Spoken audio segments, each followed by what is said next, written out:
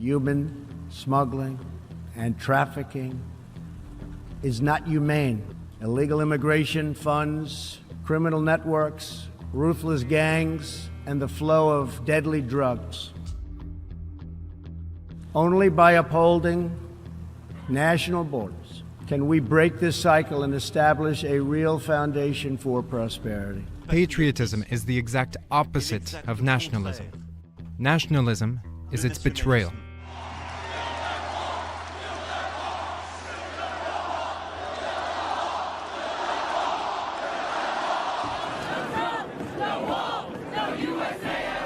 Nationalists versus globalists. It's the political divide of our era. On one side stands those with a fierce devotion and loyalty to their own country, its interests, its people, its borders, and its laws. On the other rests a group obsessed with placing the assumed interests of the entire world above those of individual nations. The sort of people who look at the architecture, art, music, literature, and diverse cultures of Western civilization and think, you know what those places really need?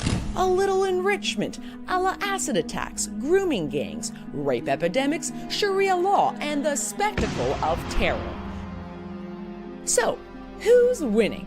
One glance at the electoral wins in recent history from Europe to North America to South America, and one might say that the nationalists are out front.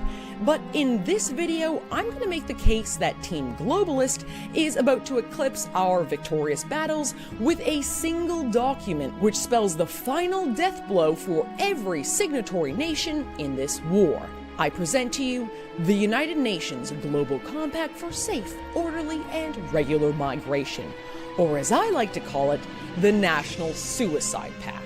Now, if you haven't already heard of this deal until now, you're likely not alone. There's been a virtual media blackout on the topic in countries like mine up here in Canada. Now, this 34-page National Suicide Pact is laden with all the usual internationalist buzzwords and mumbo-jumbo, but one needn't read between the lines or inject conjecture to understand the sweeping devastation this document will hail.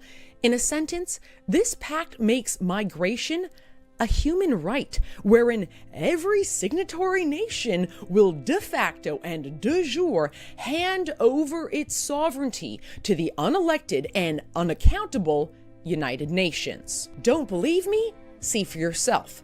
First things first, there is no mention of the term illegal anywhere in the document. Instead, throughout it, illegals, economic migrants, and refugees become conflated classes, all coming together under one group that has a human right to go where they please, when they please, for whatever reason, in the most comfortable way possible. Moreover, migration, for any reason, is something that needs to be promoted, enabled, and protected.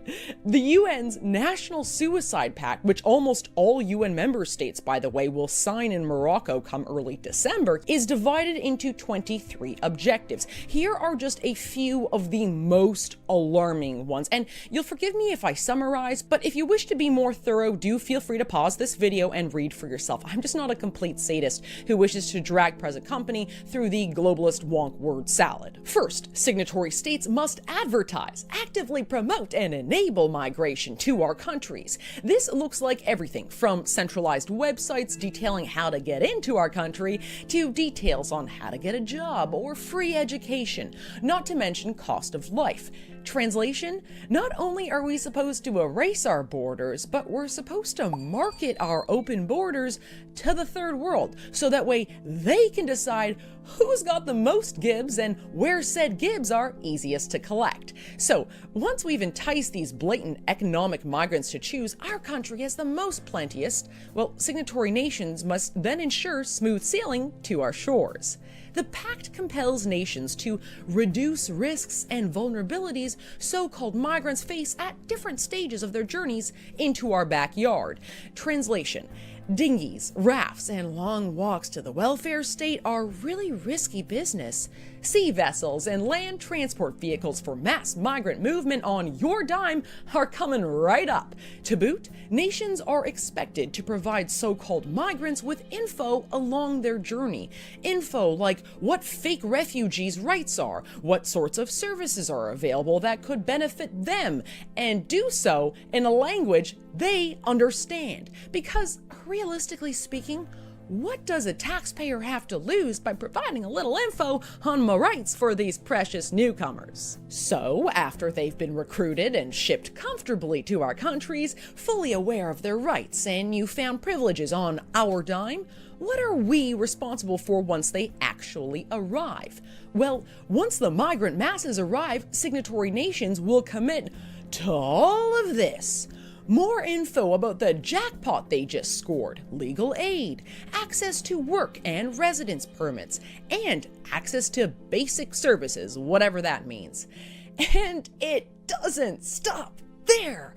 Migrants, according to the agreement, must also be, quote, empowered to realize full inclusion and social cohesion in their new countries. This means, among other things, that countries must promote mutual respect for migrant cultures, traditions, and blah, blah, blah. Yeah, because remember, kids, all cultures are equal. Where you say female genital mutilation, almost all of Somalia says female genital beautification. And you best respect that or else, bigot. And it goes on. These literal welfare migrants will be afforded the same rights to education, the labor market, and health care as citizens. Oh, you know, those schleps who just worked their asses off and paid into our social security systems for over the past 50 years. Those people. So, what happens if you disagree with all this enrichment? What happens if, heck, you're not even on Team Nationalists? You're just an average Joe who thinks the integrity of our national borders ought to be maintained, that migration for any reason to any country from anywhere is not, as the UN would have us believe, a human right? I mean, erasing territorial boundaries without a democratic mandate is sort of a big deal. One that will bring a little bit of change. That's something that even the UN recognizes, that even before this sinister document has been signed, societies, read Western societies, okay, that we're undergoing a tremendous amount of demographic, economic, and social change as a result of migration. So let's say you're a journalist who wants to talk about all this change. Well, the UN Suicide Pact has some pretty choice clauses for media in disagreement with their plan to put the entire Westphalian nation-state system in a complete and utter headstand. Simply put, disagreement with this agenda will not be tolerated, because signatory states will work to dispel, quote, misleading narratives that generate negative perceptions of their precious little migrants. Okay, so this part I have to read in full because it is just so damn Orwellian. Member states will, quote, promote independent, objective, and quality reporting of media outlets, including internet-based information, including by sensitizing and educating media professionals on migration-related issues and terminology, investing in ethical reporting standards in advertising, and stopping allocation of public funding or material support. What does that mean? To media outlets that systematically promote intolerance, xenophobia, racism, and other forms of discrimination towards migrants in full respect of the freedom of the media. Yeah, that's how you respect the media. Tell them what to write, fund the ones who listen, and eliminate those who don't.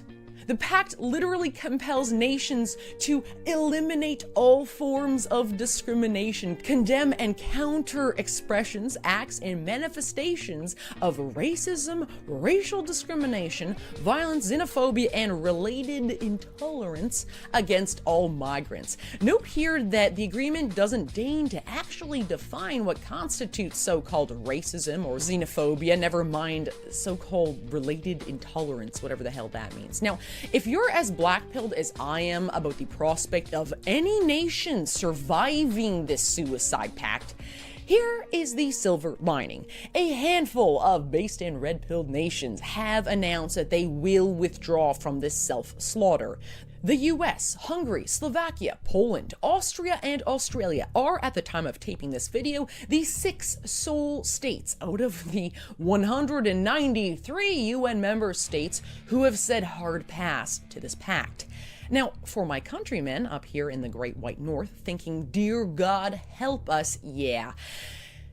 It's even worse for we Canucks. According to Canada's Immigration and Refugees Minister, who is, by the way, himself a Somalian refugee, Canada will lead the charge on the UN's migrant plan. He admits that Canada was actively involved in drafting the compact. It's clown world. This pact isn't about charity. It's highway robbery of our nation's heritage, our future. This pact isn't about human rights.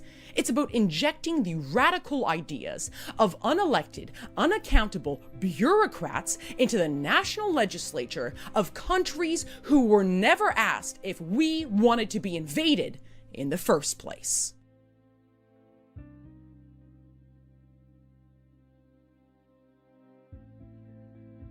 I'd urge you to click on this petition. I've got the link in my YouTube video below. Maxime Bernier, the leader of the PPC.